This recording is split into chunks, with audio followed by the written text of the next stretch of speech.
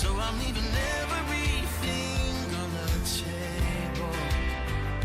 You can have my heart. Oh, I know a love like this doesn't come around every day, and I just can't bring myself to give up right now. Not this way, 'cause I love you and I wanna hold you when we're old and gray. Oh, a love like this don't come around every day. Every day. Every day. Every day.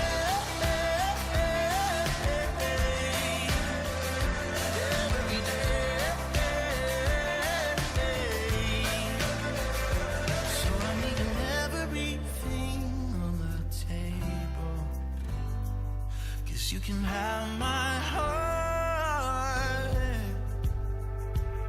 Oh, I know a love like this doesn't come around every day, and I just can't bring myself to give up right now. Not this way, 'cause I love you and I wanna hold you when we're old and gray. Oh, a love like this don't come around No, a love like this don't come around every day. Every day. Oh, every day. Every day.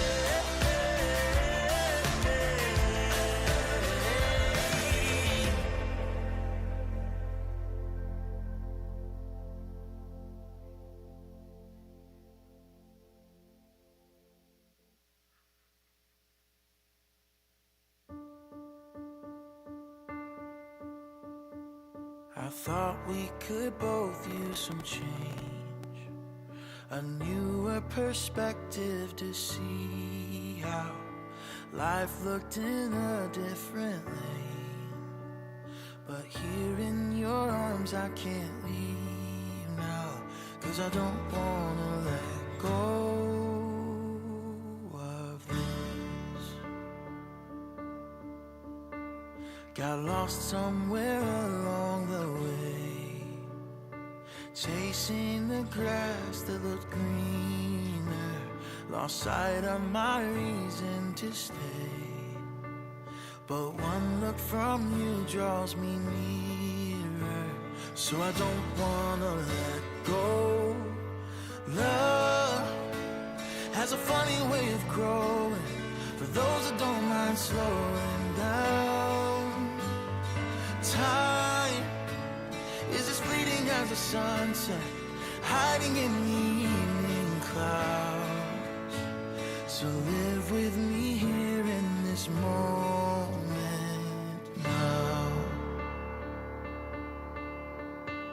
I've started to notice a change, and every morning I see you, lovely in all kinds of ways. I can't express what it means to me when I come home to this. Love has a funny way of growing, for those that don't mind slowing down.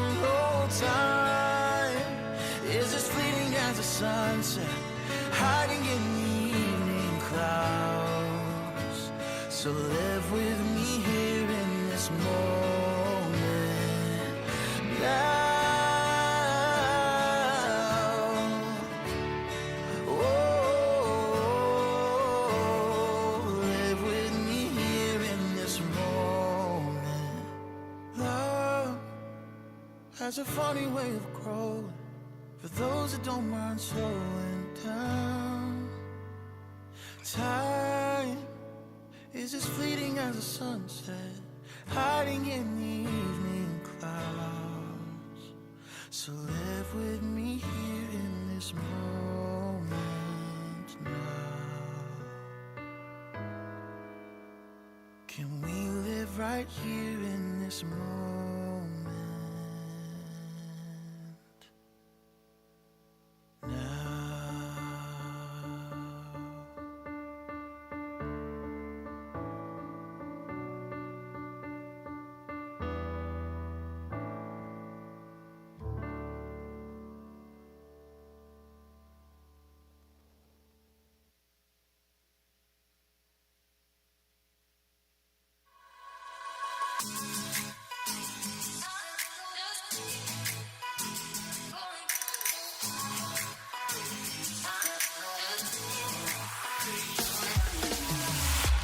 Don't care what they say.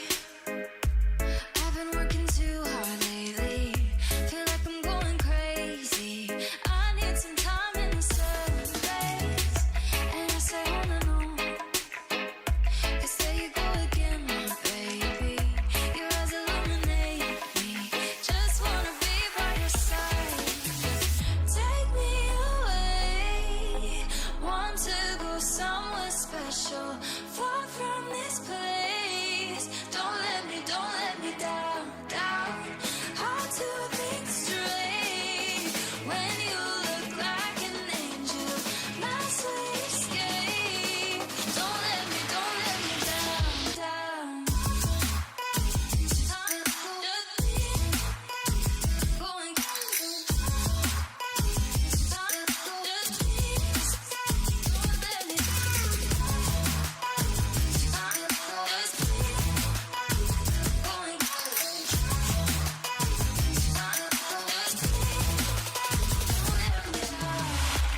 we can live today. Could be the ones that got away. On to better days. Just wanna fall into your embrace. And I say on and on. 'Cause there I go again, my baby. I can't let it go. It's all in my head. Will you take control? Take me away. Or take me somewhere special.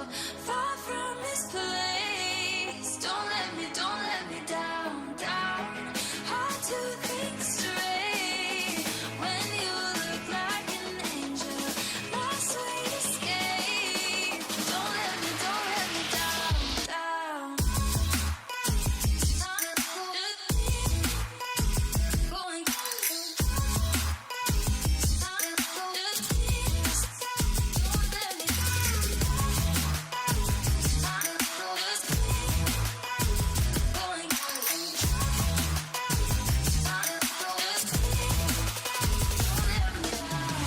Don't bring me home again until I've had my fun in the sun. Don't forget, we'll be the envy of everyone. Don't bring me home again until I've had my fun in the sun. Don't forget, we'll be the envy of everyone. Take me away. Far from this place. Don't let me down, down. Hard to think straight. When you look like an angel, my sweet escape. Don't let me down, down.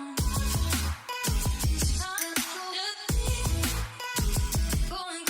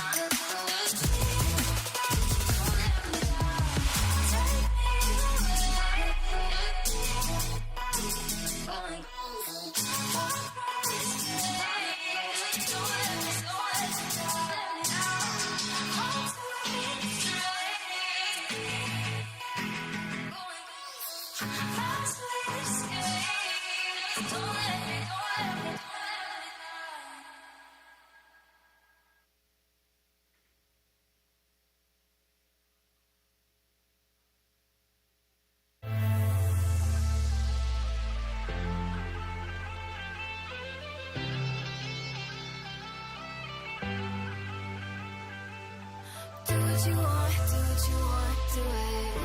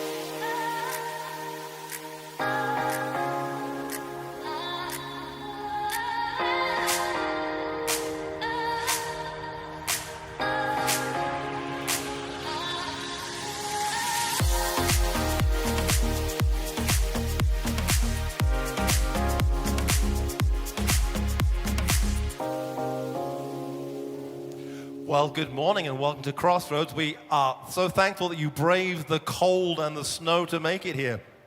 But whether you're here in the building or online, hi, Mum and Dad. We're so glad you're here. Please stand and sing with us if you're able. We can say all of the right things, preach a sermon all day long, and still get it wrong. Gotta have love. Oh, they're gonna know us by our love. And we can build the tallest steeples, lift our voices to the sky, but they'll only get so high without love. Oh, they're gonna know us by our love. So come on, all my sisters and brothers, we can all give a little more out to each other when it's all been said and done. They're gonna know us by our love.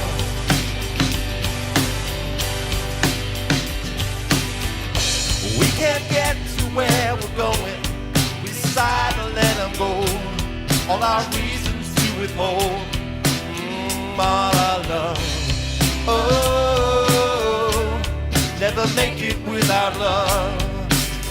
So come on, all my sisters and brothers, we can all give a little more help to each other when it's all been said and done. You're gonna know us by our love.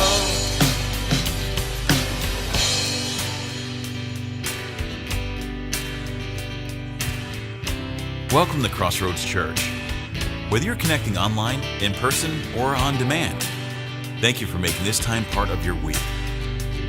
If you're new to Crossroads, you may be asking yourself, what is this place all about? Well, it's pretty simple.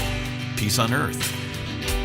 We're an open and affirming community of people committed to following the peacemaking path of Jesus. And this peacemaking path leads us to focus our work on rewriting what we call the 5 unacceptable truths. These unacceptable truths are 5 realities that hinder human flourishing and destroy peace on earth. Together, we work to replace spiritual emptiness with spiritual vitality, poverty with physical and financial flourishing, fear of the other with inclusion and affirmation, illiteracy with education and opportunity, and modern-day slavery with freedom. This is what we mean when we say, hope is here. Over the next hour, we'll experience the divine mystery together as we sing a few songs, listen for wisdom, and share in communion so that we might leave here inspired and equipped to follow the peacemaking path of Jesus in our everyday normal lives. Blessed are the peacemakers, for they will be called children of God.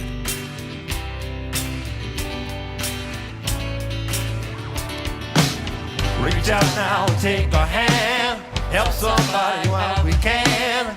Things will get better when we learn to love somebody, love somebody. Reach out now and take our hand. Help somebody while we can. Things will get better when we learn to love somebody, love somebody. Reach out now and take our hand. Help somebody while we can. Things will get better when we learn to love somebody, love somebody. Reach out now and take a hand. Help somebody while we can. Things will get better when we learn to love somebody, love somebody.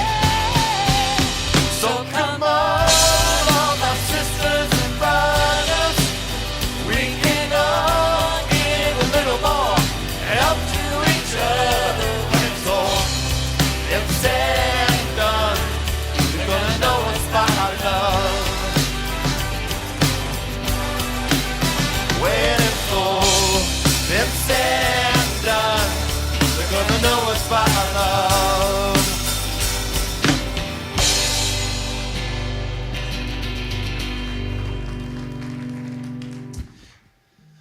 Well, good morning and welcome to Crossroads, everybody. Go ahead and take your seats. My name is Isaac, and I'm a Chief Operating Officer for a creative solution agency called Bonfire Effect up in Fort Collins.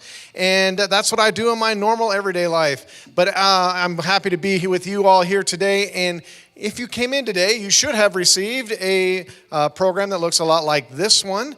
And if you didn't, just simply slip your hand up in the air and one of our hosts will come find you and bring one to you. If you're new here today, first of all, welcome. We're glad you're here. And this program folder right here is designed specifically for you. And it has all kinds of information that will be helpful. And inside this program, you will find a few things that I want to point out. So if everyone could go ahead and pull it out. And inside there is the Connect card. And this is for everyone. Or if you're online, you can click on the Connect card if you're in the app there. So the Connect card is for everyone to fill out, whether you're here and you're a regular attender or this is your first time. For everyone to fill that out. So if you're regular, go ahead and pull it out, put your name on it, and check the regular attending box and your email address as well. Or if you're new, please check the box that says new here, and then fill out as much information as you feel comfortable sharing with us. And so if this is your first time connecting, we also have a fun gift for you. It's a book called The God We Never Knew. And it's especially helpful for you if you are deconstructing ways of thinking about God that maybe were handed to you and no longer make sense to you. So you can, on your way out today, if you're new, you can grab one of those books on the tables on the way out the doors in the back, or better yet, come find me at the Fresh Perspectives banner in the atrium following the service, and I'd love to meet you, answer any questions, and just chat about life a little bit. So come find me at the Fresh Perspectives table afterwards.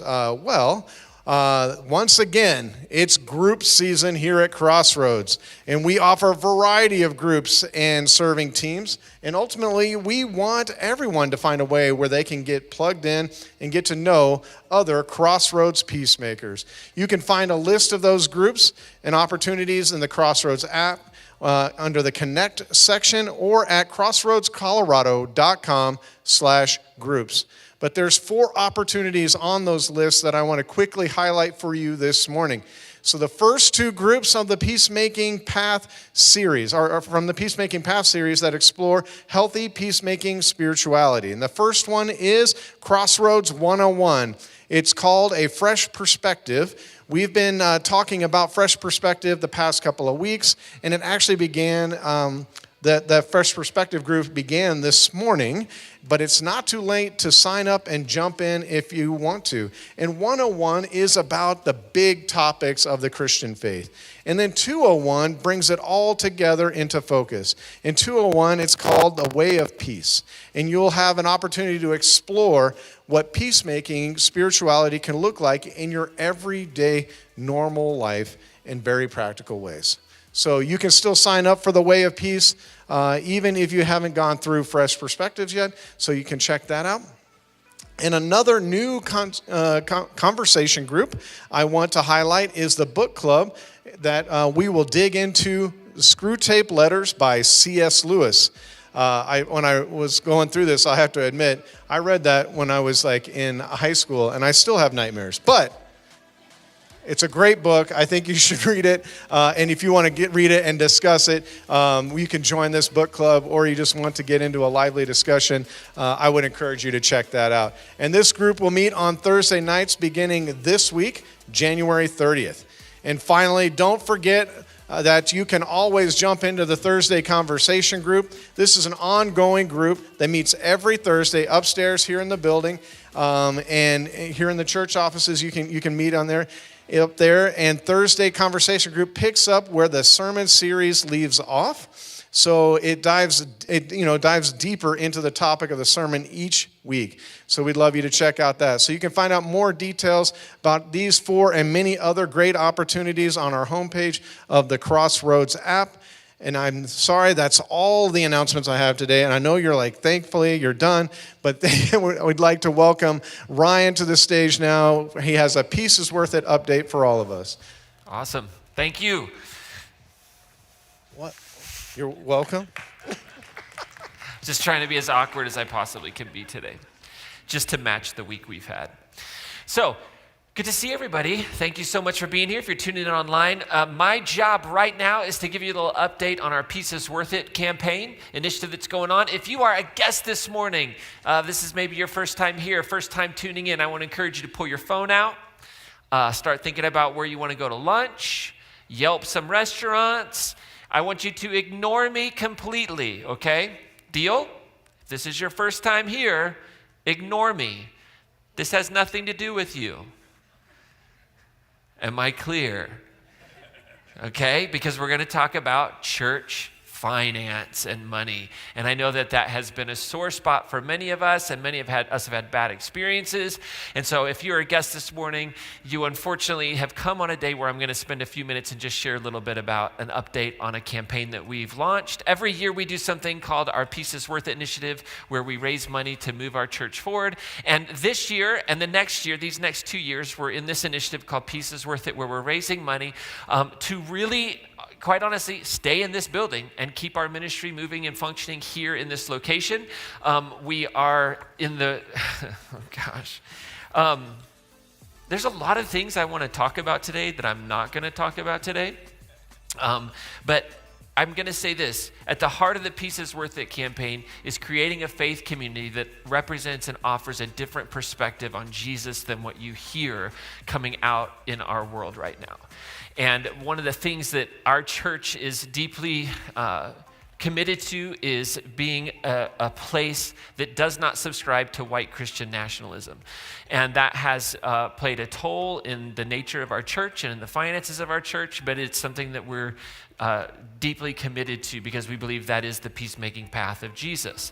And so many of you understand, and so what we've done is we have this campaign, we're raising money, we're looking at alternative ways to leverage our building to accomplish the mission and vision of our church. And so I want to give you a little update. So our last update, I've changed the colors, by the way, of our presentation today to reflect a more Easter-esque spring. Right, I mean, last time I did red and green for Christmas, okay? So now we've got a little more pastel-y, get us in the mindset of thinking about Easter, okay? So you'll see here that this is where we were on December 18th, which was really just early on in launching of our Pieces Worth It initiative. And we gave this update that you can see our total goal for this year is to raise $322,000 in giving. And remember, this is above and beyond giving. This is beyond our normal giving that many of us do every week. For some, it's the start of their giving, but the goal is $322,000, okay? And we had $110,000 committed from our leaders, so our council members, our staff, and then people outside of our church that believe in what we're doing. And we had a gift come in the summer that we used and applied towards this. And so that $110,000, we were at $48,000. And then we had the goal of $212,000 from the Gen Pop.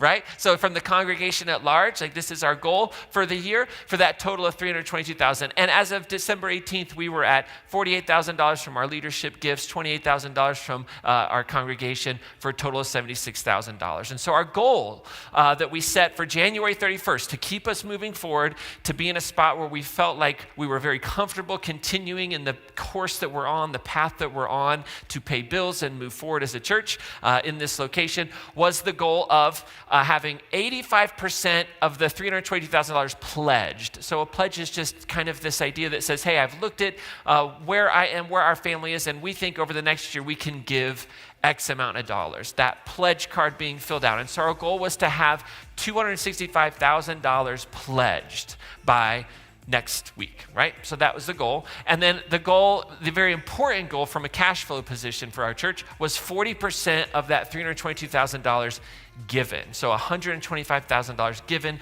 by next week, okay? That's the goal. So here's where we are. We've done an amazing job. We've actually beaten all of those goals. So give yourselves a great big hand.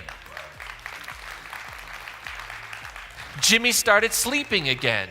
Our executive pastor, which is very exciting. We feel happy for him. So we have received $183,000 given. So we've beaten that goal of January 31st by $58,000. Give yourselves a great big hand. Right? We have had $296,000 of the $322,000 pledged. So we've beaten that pledge goal by $31,000. Give yourselves another great big hand. Right?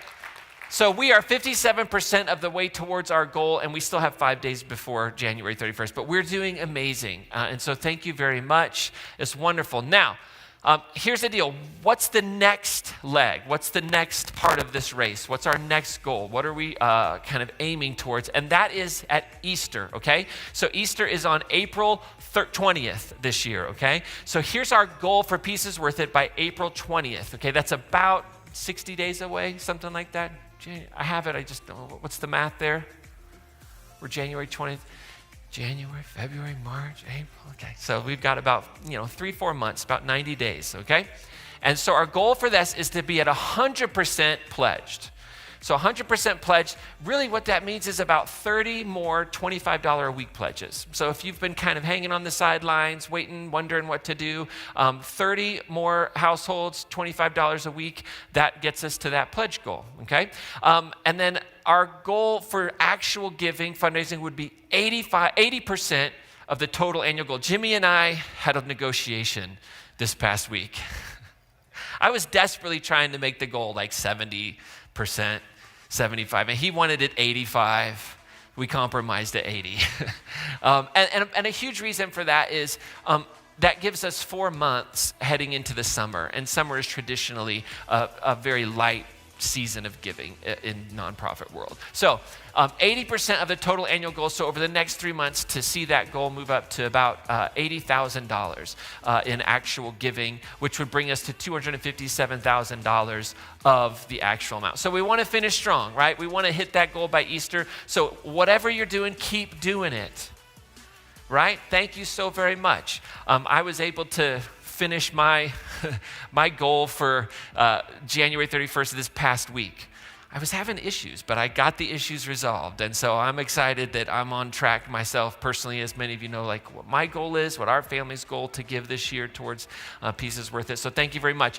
Here's what I'd like to do. If you've made a pledge, if you've given to Pieces Worth It, I want to give you a gift, and we're going to have this available next week. And it's just a little book called Confronting Christofascism. And it's a book, Confronting Christofascism, Healing the Evangelical World. I read this book probably 2 years ago.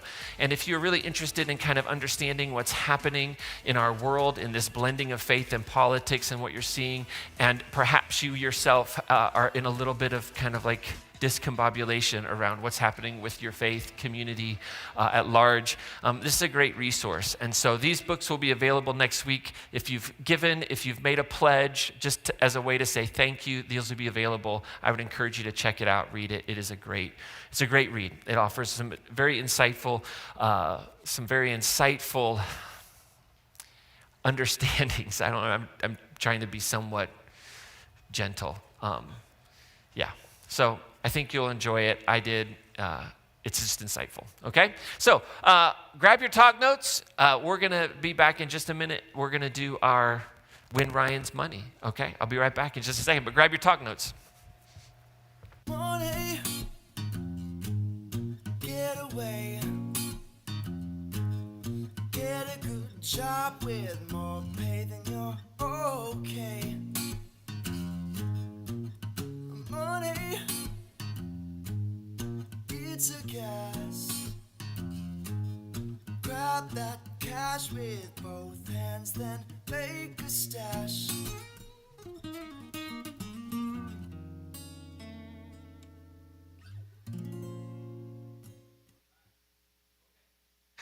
Oh. I'm having a tough day today. I'm going to be honest with you. I didn't really want to come to work today. I'm not going to lie. One thing I won't ever do is lie to you often. Okay, if you're a guest, tune back in. Come on back home with us. Great to have you here. Inside your program, if you are a guest, is my cell phone number. Text me if you'd like to get together, have coffee, have whiskey, have breakfast, whatever it might be. I'd love to meet you, answer any questions you might have about our faith community, how and ways in which we talk about faith, being a peacemaker in our world, all that good stuff. So please do that. I was able to have a couple of appointments, a couple of coffees this week, so it was really great to get to meet some of you a little bit better. Okay, so we're going to play our favorite game. How many of you remember this game from last week? Win Ryan's Money. Anybody remember this one? All right. Where is Bethany at? Bethany Ramos. Bethany, come on. What's your last name? Okay, Bethany. Give Bethany a great big hand. All right, we're gonna put Lindsay right in the middle of us. Bethany, you filled out your Connect card last week, and in our random drawing, you have won the opportunity to win my money, okay? So, Bethany, first thing you're gonna do is give the wheel of money here a nice big spin. You just give it a big spin. There it is. How much? $20, okay. All right, Bethany, this is your chance to win $20. Your question will be up on the screen, and here it is, all right? Here it is. In 2024, Debt.com did a survey of Americans, and they asked whether they budgeted their money or not. What percentage of Americans surveyed reported that they budgeted their money? Is it 30%, 60%, or 90%? And you can feel free to ask the audience, but it's been my experience, they don't know what they're talking about. So, I'm just kidding. It's a joke. What up the number you think? 30, 60, or 90? Okay. Wow. You really believe in the responsibility. What do you think? We're playing for a hot I'll go with the audience and go with 90. 90%. 90%. Well, Bethany, I am sad to say that you're taking my $20 today. Give Bethany a great big hand. Bethany, you are absolutely correct. Give her a big hand. That roughly, the survey told us, 90% of Americans said that they budget. How many of you budget? Raise your hand up nice and high. How many of you put a budget in place, don't follow it? Raise your hand up nice and high. Come on, let's be honest. Just, right? And the study actually said that this is trending upward. Like since 2018, as they do these surveys, that more and more people, the majority of the people that are surveyed are actually budgeting. And they're doing that to get out of debt and to keep them going into debt, right? Budgeting. Now, let me ask you this question. If you are a budgeter, be honest, raise your hand nice and high, that over the history of your financial management life, for your personal finances, you have tried at least 3 different budgeting tools. Like you went down one path and then you stopped doing it and you went down another one, raise your hand up, you tried the envelopes, you did all the different things, whatever it might be. How many of you have done at least 5 different budgeting techniques, 5 different spreadsheets? 10, anybody done 10 in the, like, right? We do this, right? It's true. Like we'll set down one course, we get all excited about it, we'll jump into it. Now, here's the question. I think most of us would, if we're honest, say we have tried. Like we want to have financial peace in our lives. We want to have a sense of stability. So we try these different things. But why is it that a lot of times they just don't last? Why is it that they don't stick around? Why is it that they seem to fail? Is it because maybe we just don't have enough money? Is it because there's a bill that shows up that we weren't expecting, a layoff, some sort of negative, adverse experience in our lives that's detrimental? Maybe there's some unnecessary spending that goes on in our lives every now and then, right? An impulse buy of sorts. How many of you have never experienced buyer's remorse in your life? Raise your like, buyer's remorse, what is that? We call that therapy, right? Why is that? Why is it that we can kind of feel like we make a couple of steps forward and then maybe we do like 5 steps backwards in our personal finances? Like, what is the missing ingredient? Well, it could be that those things happen, certainly. But the truth is, everybody in this world has unexpected financial things that occur.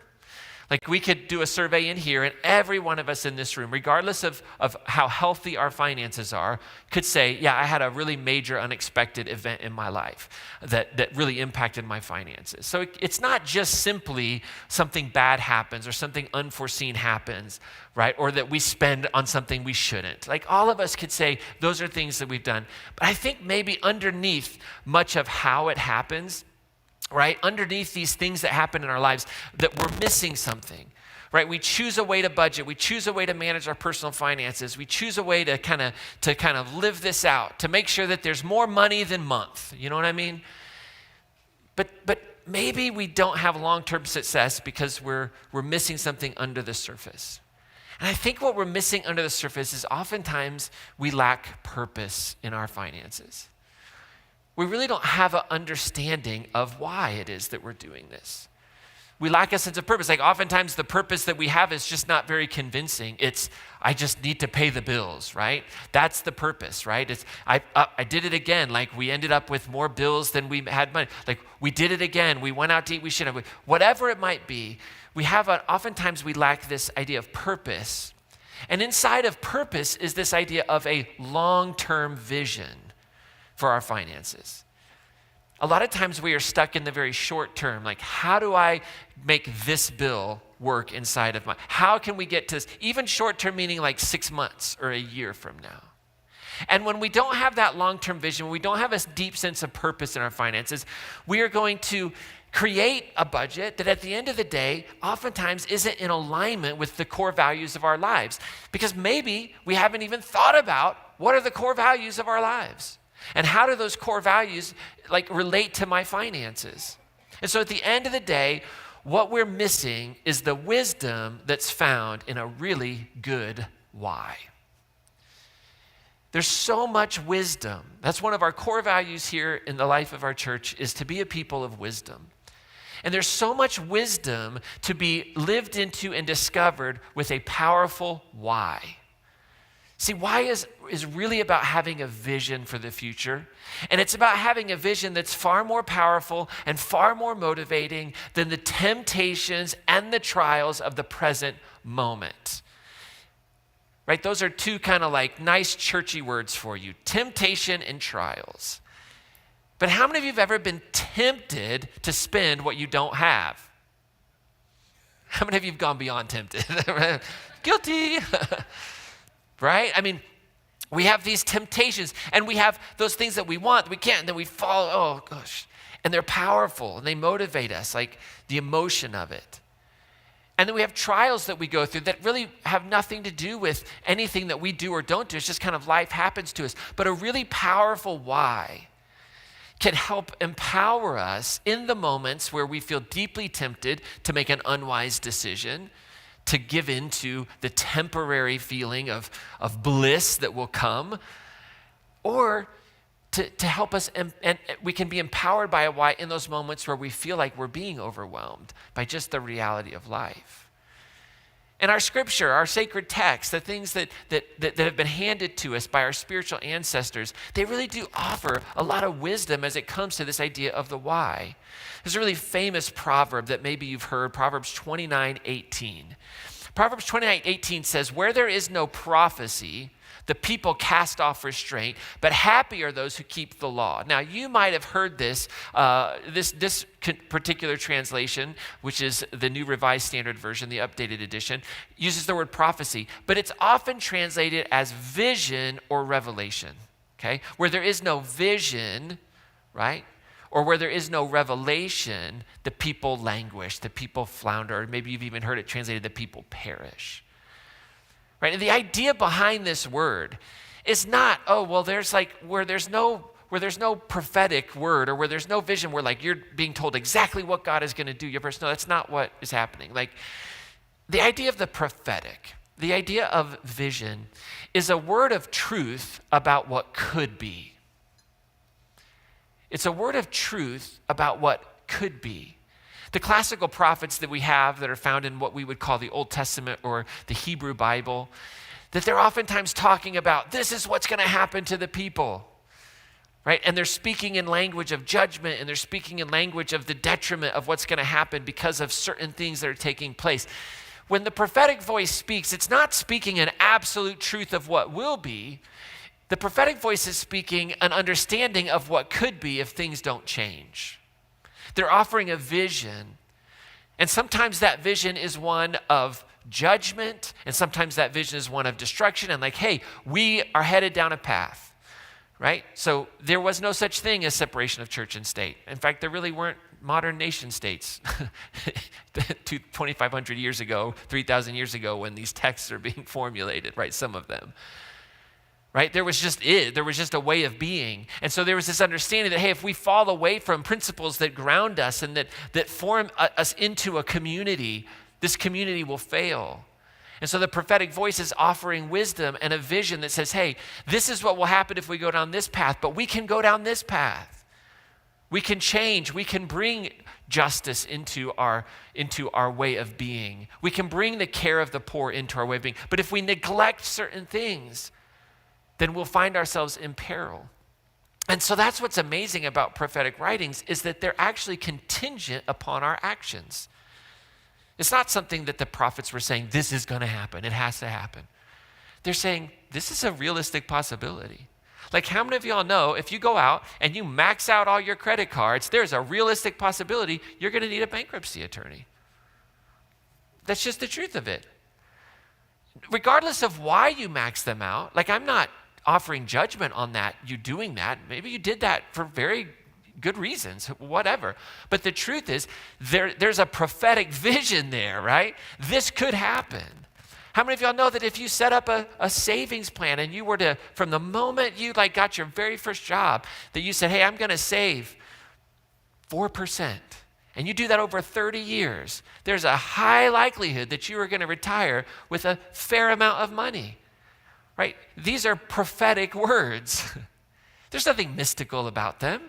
They're insightful. They're grounded in empirical data most of the time. And that's the beauty of it, right? And so the classical prophets, and some wisdom that we should gain from things like this, is that there is such thing as human agency. You actually have a say in your future. And so vision, revelation, the prophetic word, whatever word you want to use for it, it offers us something very powerful. It offers us focus. Right? If it says, where there is no vision, the people throw off restraint, right? Where there is no why, it's like, whatever. You can have a strong why, or you can have a lot of whatever. And how many of you know a lot of whatever leads you to a place of confusion, disappointment?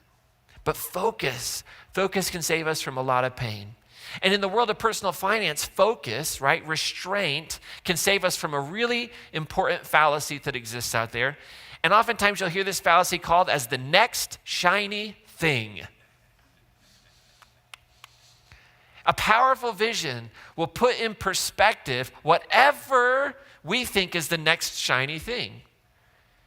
And in our finances, the next shiny thing is usually something that will cost us money, right? In our families, sometimes the next shiny thing can cost us our time. But in the world of finance, there's always something that our world, that the places in which we go and the television shows we watch and the advertisements that hit us, there's always a next shiny thing. And without a powerful why I will be better without the next shiny thing, we'll always think that the next shiny thing will make us better. We do this in relationships, we do this in our finances, we do this in our work, everywhere.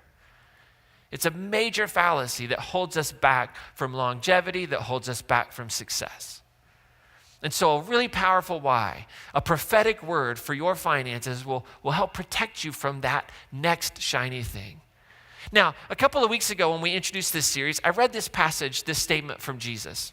In Luke chapter 14, verse 28, Jesus says this, which of you intending to build a tower, keyword intending to build a tower, does not first sit down, estimate the cost to see whether he has enough to complete it? Okay? Jesus is giving us a pretty, duh moment, okay? If you're going to sit down and build a tower, if that's your intention, you're going to pause and think through it, right? Now, here's what I want you to understand. Vision will lead to clarity of intention. Vision will lead to clarity of intention. The why will speak to the power and the clarity of your intentions. Jesus said, if you're intending to build a tower. Now, the tower is the what? Okay? Now, if the intention is to build a tower, right, it's not to just build something. The intention isn't to build something. The intention is to build a tower, right? A builder doesn't wake up one day. How many builders do we have in the room? Raise your hand nice and high. You're in the trade construction, builders. How does this work? Do you just wake up and go, you know what? Let's build something today. Let's head down to Home Depot and let's just see where the Spirit leads us. We'll fill up the cart. We'll grab some wood. We'll grab some screws. And we'll just go for it. It'll be fun. Anybody? No. Right? I mean, the what flows out of the intention, right? We don't just willy-nilly. And so the what is very important, right? In this statement, Jesus, the what is the tower. But what Jesus doesn't address, which I think is okay, because that's not really the point of it, but what I want to drive home is the why behind the what, right? The why behind the tower is even more important. Like, why are you building a tower in the first place? Right? If you're a builder, right, if you're in the trades, you're like, well, we're going to put a floor down today. Well, why are we going to do that? Or we're going to build a house. Why are we going to build a house? So think about it in Jesus' day. He says this, I'm going to build a tower. Like, why would you build a tower? Are you bored? Hey, let's just go build a tower. I mean, Jesus is talking to impoverished people who have no wealth. They're going to build a tower. Why would you build a tower? You'd build a tower because you probably felt the sense of vulnerability, that you wanted, there was an impending enemy. You needed a stronghold. You needed to keep your city safe from harm, so you would build a tower. And that why, the safety of your citizenry, the safety of your community, right? The impending enemy, that why will motivate you in the moment where building the tower gets really old, gets really frustrating. And so as we kind of think about our values and our personal finances, here's what I don't want us to miss today, is that a powerful why, it grounds, it guides, and it galvanizes. Look at that, 3 G's. I'm trying to be a good preacher for you, okay? A powerful why will ground us in something deep and meaningful, right? It will make sure that the decisions that we make are in alignment with something that we find extraordinary. And so it guides us. We're faced with 2 choices. Which one are we going to make? Well, let's go to our why. Why are we doing this? Right? It will ground us in something that is meaningful.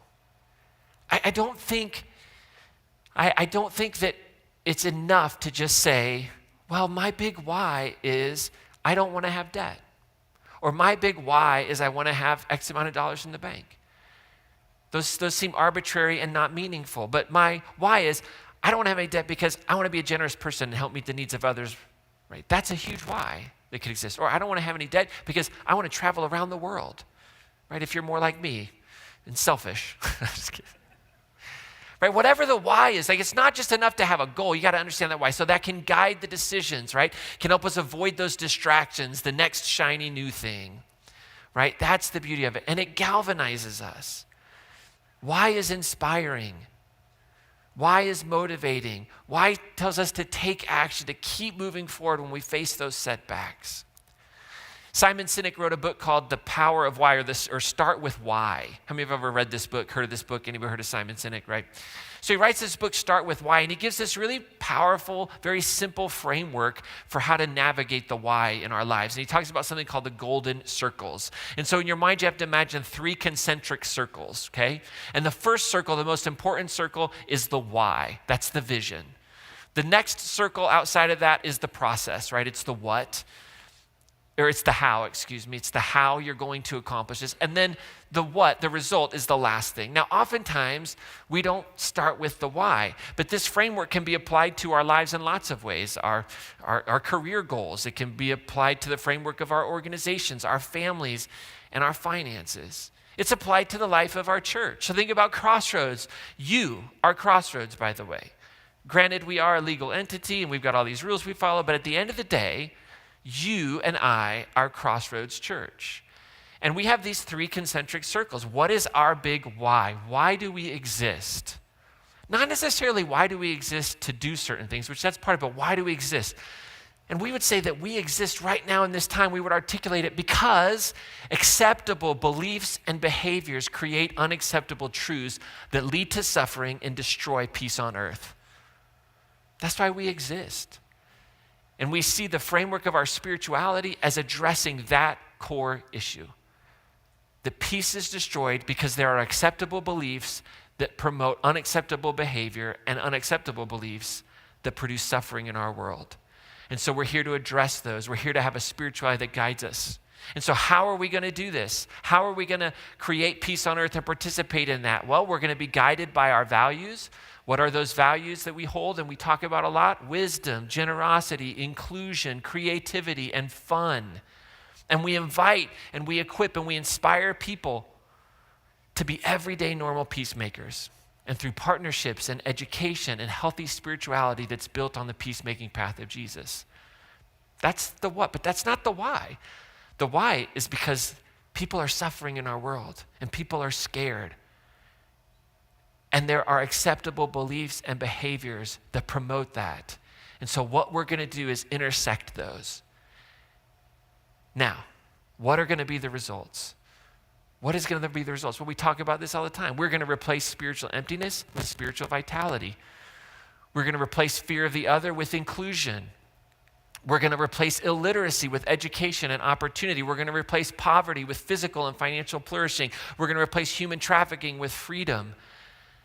Right? That's that third circle. That's what happens. How we do it is through our partnerships, through our education, right? Through gathering like this. And why we do it is because there's so much suffering in our world, and there's so many acceptable beliefs and behaviors that produce unacceptable beliefs and behaviors. Now that framework, right? I'm going to tell you right now, I could not come today. I'm just going to be real honest with you. I could not come today and talk about personal finances in the midst of this past week if I didn't have it attached to a bigger why. That my personal finances, at the end of the day, are about me being able to fund and facilitate an expression of Christianity that is counter to the evil that is being perpetuated in the name of Jesus. I couldn't come today and talk about this just as, let's just make sure that everybody has a really great bank account and you sleep better at night and you're invested in good, solid investments. Like, those are all wonderful things, but that's not the why. The why is I want to participate in the ending of suffering. That's the why. I'm telling you, I would not be here today without that why. I'd have just been like, run a video. I need a mental health day. And I'm a white male. Give me a break. Heterosexual at that matter too. We don't need mental health days. Let's just be honest. Right? So the why. And so in your everyday normal life, right, when you leave here, 3 things that you can do that can help bring this into your finances. First of all, I'm going to go real quick. Start with your why. Start with your why. As you think about your personal finances, don't jump to what, don't jump to how, start with why. Why is this important to you? Why? Reflect on that deeper purpose behind your financial decisions. What inspires you to give? What inspires you to save? What motivates your spending? And you do this, it's not a difficult thing to do. It's just contrarian to the way of life. Like nobody tells you to do this, right? It's just contrary to our way of thinking. But take 30 minutes this week. Put it in your calendar, block it off. Take 30 minutes with a piece of paper and just journal. Put the question on top of it. What impact do I want my finance to have on my life and others? And just think about it. Let it flow out and just write it down, cross it out. But just take 15 to 30 minutes and reflect on where you want to be and why. Why does it matter? What impact? And I would encourage you to break it down, break your why into kind of 3 categories. Why do you want to give? Why do you want to give money away? Why is that important to you? Who or what inspires generosity in your life? Think about it in terms of saving. Why is saving important to you? Why has saving not been important to you? Right? What are the dreams, the security, the goals that you're trying to build by saving? And then think about the why behind your spending. What values should your spending reflect? What values do you want them to reflect? If you were to look at your registry, I mean, we don't have checkbook registries anymore, but what would it say about your values and your spending? And then come up with a statement, put it into a statement. So an example would be I want my finances to create peace and purpose. And I want to reflect generosity. I want to secure my family's future, and I want to align my spending with what matters most to me. Just write that statement down. Listen, you don't have to go get a tattoo of this, okay? You don't have to get a t-shirt made, post it on your Facebook, but just write it down. And then just put it somewhere visible and revisit it weekly, okay? So that's it. Start with your why. Second step, Oh man, there's more, Ryan? I know. Define your how. So start with your why, that's that first circle, and then define your how, right? So why am I building a tower? What's my tower? And then how am I going to build my tower? That's the counting of the cost. How's this going to take place, right? So think of it that way, like I'm building a tower, how's it going to be? Define your how. And one of the things I would encourage you to do is to implement percentage-based budgeting. Percentage-based budgeting is scalable, it's simple, it can present a way of thinking about goals, right? And so it just aligns your spending, your saving, and your giving with your why, and you're saying, okay, what are reasonable percentages that we do so that we can be responsible within our personal household structure, right? So you look at your current income, all those areas that it comes from, forget about what your expenses are, and just decide, where do I want to be? What do I want my percentage goals to be? Kind of a thing that gets thrown out there a lot would be, I'm going to spend 70%. That's my goal. Spend 70%, save 20%, and I'm going to give away 10%. And I'm not saying give away 10% to the church, okay? You're welcome to do that. I'm not going to stop you. But that's not what I'm saying here. I'm saying set aside what percentage you think you want to give as a starting point, okay? So what percentage what would that look like for you? Now, maybe 70, 20, 10, you're like, I'm at like 110, -5, and -20 right now. Like I actually took money out of the donation box on the way out today. Thank you very much. I owe you, right? You're actually like, I made a pledge, no idea how I'm going to give it, so I'm negative in my giving category right now, right? That's okay?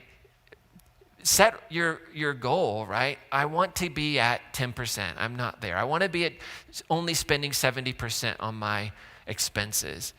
And you say, well, if that's my goal and I'm at 90 right now, as my income changes, what decisions could I make in my life to, over the next year, get down to 85? And then next year I can be at 80. And then next year I could be at 75. And then next year I could be at 70. And then maybe next year I could be at 60. Right? You see, so it presents this beautiful opportunity to just make some goals, right? And so don't get overwhelmed by starting at some random percentage that I give out. Think through your own life. And then use a practical tool for that. Get a budgeting app on your phone, make a spreadsheet, right? There's great tools like You Need a Budget or Mint, right? Use some of those things. I would recommend not using Dave Ramsey, but that's just me personally, right? You do you, okay? There's lots of great tools out there. I know, I just said that, and I don't think I'm allowed to say that as a pastor in America, but I did. Okay. And then I want to encourage you just to commit. Some of you are so angry right now. What did he say? Take a breath. Take a breath. Okay. I would just encourage you to try this for 90 days, just to give it a good go. Like 90 days. This is wisdom, okay? And then finally, right, so you start with why, you kind of define your how, and then I want to encourage you to live your why. Live into this, right? Revisit and adjust this regularly, right? Do you know that your family is a little organization? Do you know that? There's a really great book called The 3 Big Questions of a Frantic Family, written by Patrick Lencioni. How many have heard of Patrick Lencioni? Anybody, right? If you've spent time in like leadership development, he's like the Dave Ramsey of leadership development. Oh, I'm going to get fired. Okay, listen. He wrote this great book, and basically the premise of this book, it starts with a fable, and it's like this spouse, and I forget exactly how it's gendered, but like the spouse is saying, hey, if you ran your business like you run our family, you'd be out of business in a year. Like you think about your family, right? I mean, you have activities, you have expenses, you have income, everything that an organization has. But oftentimes we don't have a vision. We don't have a guide. It's a great book, by the way, if you ever want to check it out for your family. What are the 3 big questions of a frantic family to help kind of bring purpose and meaning? Okay, so revisit it regularly. So I bring up that point because part of that book and the wisdom that he talks about is like having this clearly laid out and having these meetings with the family, right? You got to have board meetings. You got to bring the family together and talk about this. And maybe you're the chief financial officer of your family. And maybe your partner, your spouse is the chief fun officer. But you better bring the fun officer and the financial officer together, okay? Or ain't nobody going to be happy, right? And so you bring the family together, right? And you live into this, because it's not a set it and forget it. I wish it was. It's just not a set it and forget it. So you got to revisit your why. You got to adjust your plan. And you do that because, I don't know if you know this or not, but life happens. Life changes. If anything this week has taught us, life changes.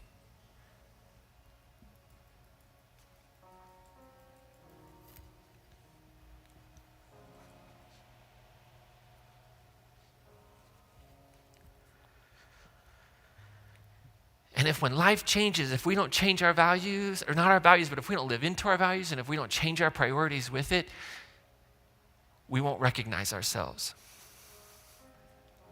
So you have to be ready to adjust. It's important to do that. So I want to encourage you, schedule a monthly or a quarterly team meeting. Bring everybody together, do the check-in. Where are we on our goals? This foolishness of don't talk to your kids about how much is in your bank account or your money, all that does is create some weird aura around finances. Inspire your children. Inspire one another. Speak it out loud. I grew up in an environment that the favorite phrase was, we don't have any money. And I learned in my own life that with my own children, I wanted to use different language. I wanted to use language like, we choose not to use our money for that. My kids would ask me, can I get this toy? I would say no. They say, why? They would say, well, we don't have money for it. I said, no, I got plenty. I have a lot of money.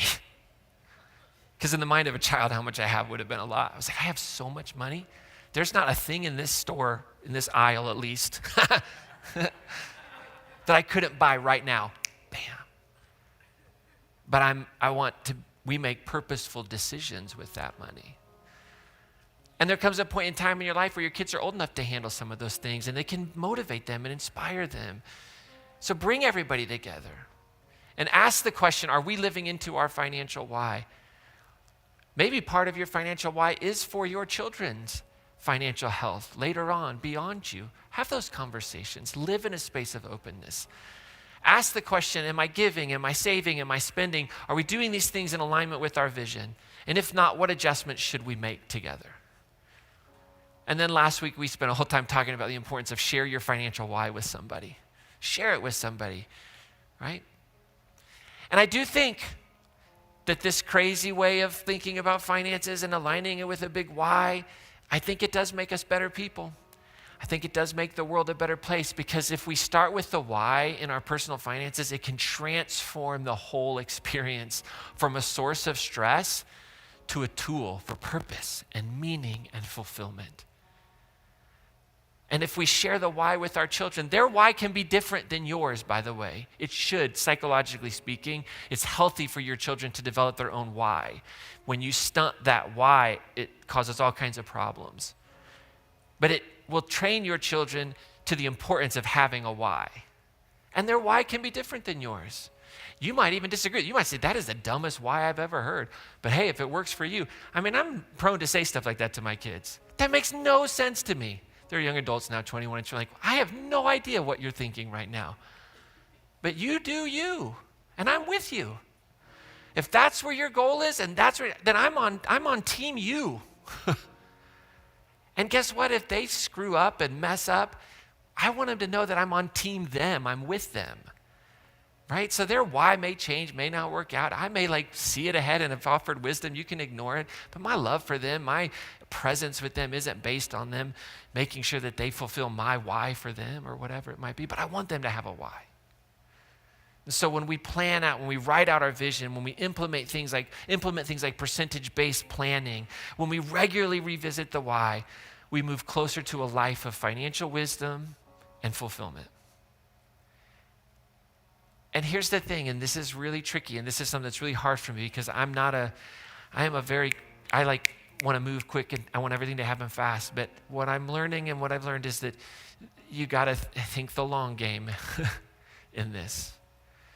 Right? And we can't get discouraged by it not happening overnight. We unfortunately live in a world that's filled with lottery tickets and get rich quick, and this will fix my problem tomorrow. It just doesn't work that way. It's just small steps in the same direction over and over. It's the next best decision, the next best choice. So we're going to have communion together. What is it that God's inviting you into today?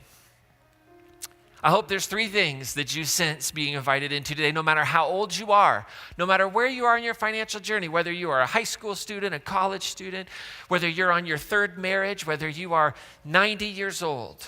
I hope that you'll sense this, that I'm actually going to do it. I'm going to take this as homework. I'm going to write out my financial statement. I'm going to start with why. Maybe you have a good why, but you haven't revisited, or you haven't written down the how yet.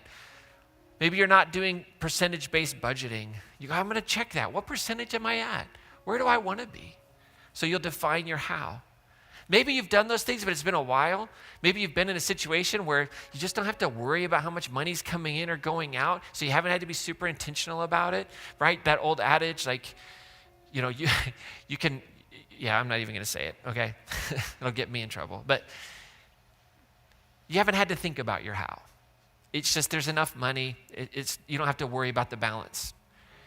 But maybe there's this sense of, but maybe I could be more intentional and I can find more meaning and purpose and joy. And so maybe you just need to revisit and adjust those things. Now, if you want to do that, we've created a little worksheet for you. It's inside your app first. If you want to go there with the talk notes for today, there's a series of questions that can guide you through this exercise. Or if you, on your way out today, I believe on the tables, there'll be some printed worksheets if you want to take that.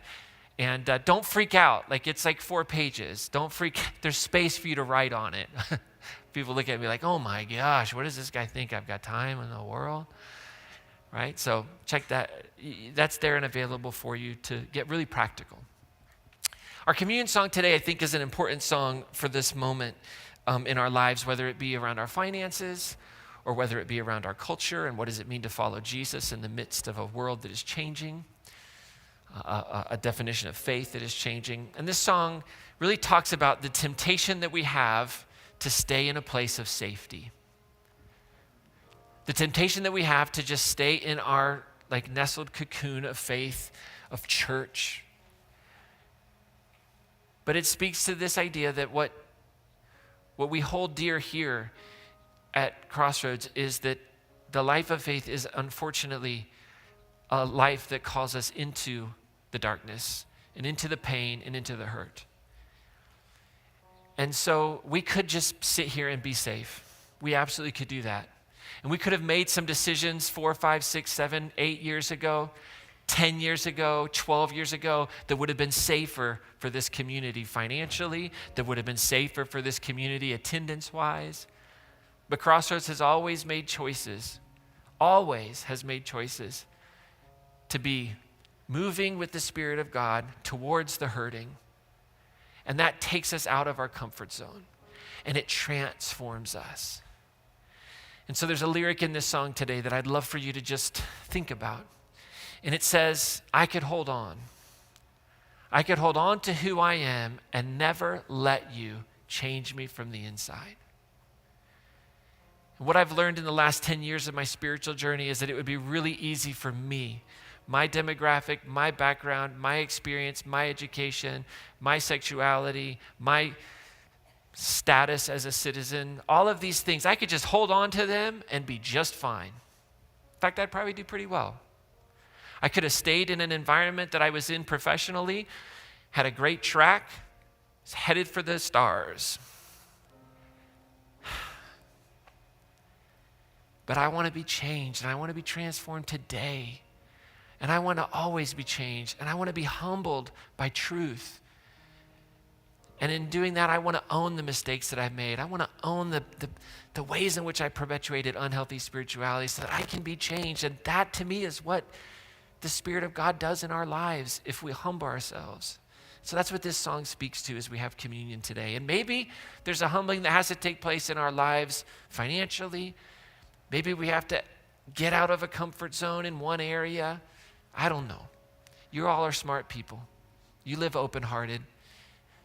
You can ask the question, God, what are you inviting me into today? And I believe you'll sense what that is. So I want to invite you to stand as we sing this song. We're going to sing 2 songs together, and I invite you to the tables. Everyone is welcome here. We state this very clearly on the back of our program. Every place else, that we are committed to the health and safety of every person in our community, because that's the gospel, and we are committed to that.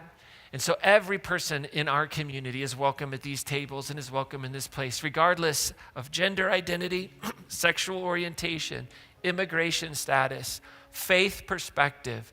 You are welcome here, and you are welcome at these tables. And you are welcome to hold opinions that are different than the people around you, because what binds us together is a love for everyone. And we can explore all those things, and that's wonderful. The body of Christ broken for you and all 8 billion people on this planet that never had any borders until humans got involved. And we ought to remember that as people that think beyond this world.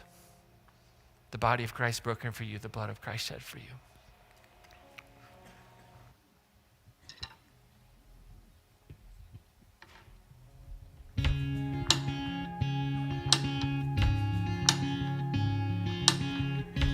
I could just sit, I could just sit and wait for all your goodness, hope to feel your presence, and I could just stay.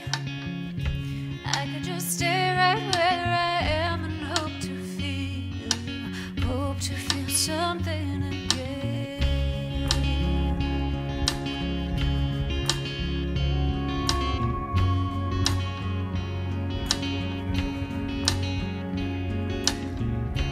I could hold on to who I am and never let you change me from the inside. I could be safe here in your arms and never leave home, never let these walls down. 'Cause you have called me higher, you have called me deeper, and I'll go where you will lead me, Lord. You have called me higher, you have called me deeper, and I'll go where you will lead me, Lord, where you lead me.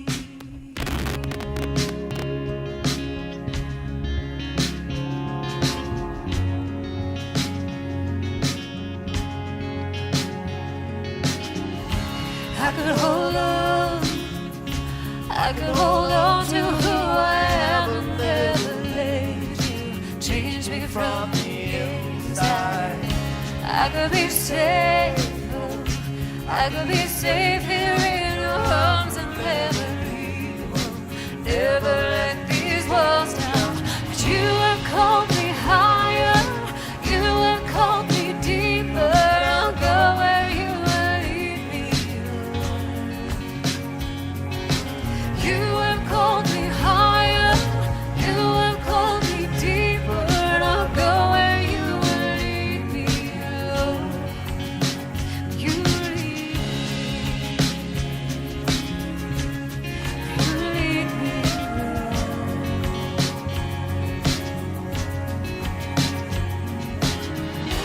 I will be yours, Lord. I will be yours for all my life. I will be yours, Lord. I will be yours for all my life.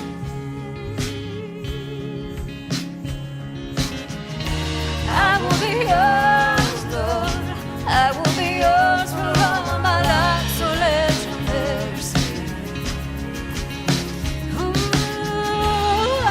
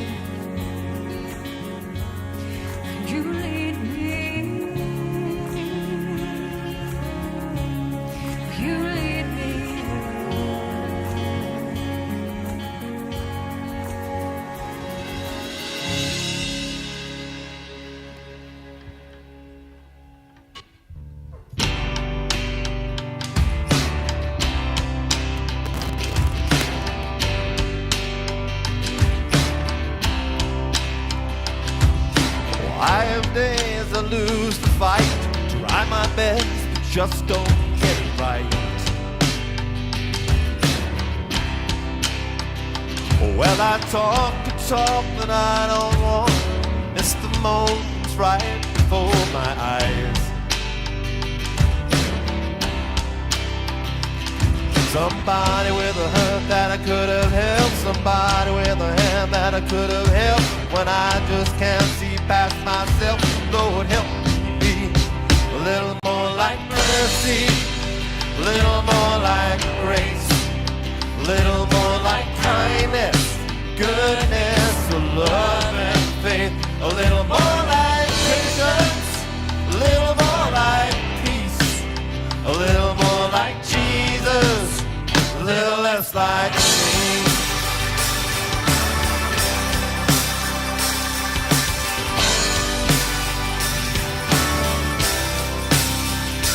Yeah, there's no denying I have changed. I've been saved from who I used to be. Even at my best, I must confess, I still need help to see the way you see.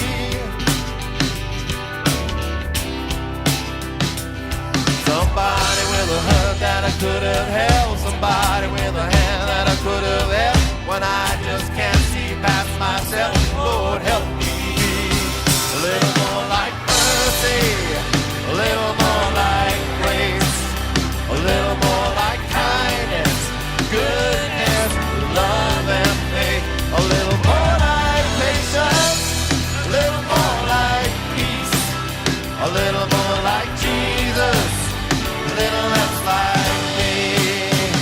Oh, be the beggar of the street, love to be your hands and feet, really give what I receive, Lord help me be. I want to put you first above all else, love my neighbor and myself, in the moments no one sees, Lord help me be. Yeah.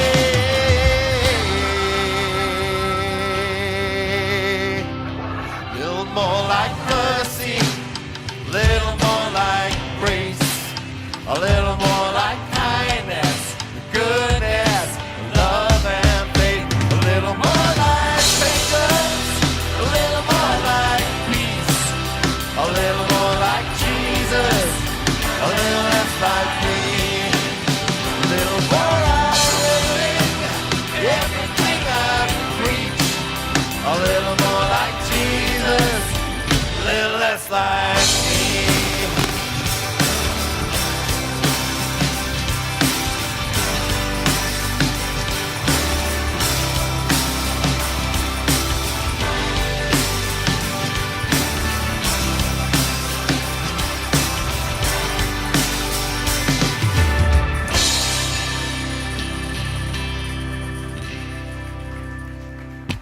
Please go ahead and have a seat. We have a fun event coming up, something to do with American rugby. Oh, American handball. Oh, football. Please go ahead and watch this video.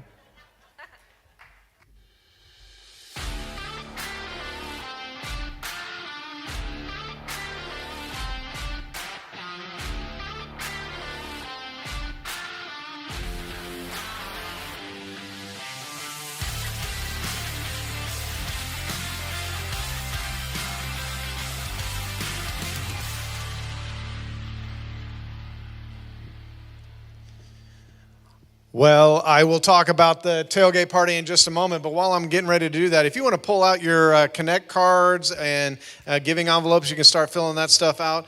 And we are going to have something going on next week, and one of our core values here, or not next week, in 2 weeks, one of our core values here is fun. And we want to talk to you a little bit about the Tailgate Sunday coming up here in 2 weeks. It's going to be incredible. Our friend, so while we're, I should just read the script, right? Instead of, there you go. But one of our, we've got this tailgate party coming up. And we're excited to welcome back our friend Ricky Bolden to be the guest speaker that morning. If you haven't heard Ricky speak, He's fantastic, an incredible person, a lot of fun. So come check out Ricky at the Sunday tailgate party. There's some big football game that day, I believe, that we're supposed to be getting to. And after the service, you're invited to stay for the tailgate party here with burgers and hot dogs and fun games in the atrium. And of course, we would do the most of that stuff outside, but we have our Colorado weather to think about. So we're going to set it all up in the atrium, and I heard, just a little secret, there might even be a bounce house for the kids. That's what I heard. And I know it fits because I've set it up out there before. But it's, this event is going to be fun, and it requires a little bit of extra help. You can imagine a big weekend like that. We need some help, so we need some extra hands. We would like to invite you to consider joining us for this one-time serving opportunity that Sunday. You can help set up as in the atrium or be a host or a greeter that morning. We would really appreciate if you'd want to do that. And to sign up, all you have to do is check that box on your handy dandy Connect card like I have here, and with that, I'll invite our host to come forward to receive the donations and Connect cards, and we'll get you out of here shortly. Reach out now and take a hand. Help somebody while we can. Things will get better when we learn to love somebody, love somebody. Reach out now and take a hand. Help somebody while we can. Things will get better when we learn to love somebody, love somebody. Reach out now and take a hand. Help somebody while we can. Things will get better when we learn to love somebody, love somebody. Reach out now and take a hand. Help somebody while we can. Things will get better when we learn to love somebody, love somebody. So come on, all my sisters and brothers.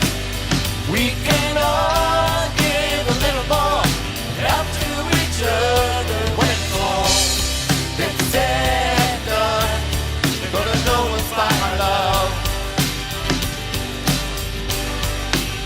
When it's all been said and done, they're gonna know it's by my love.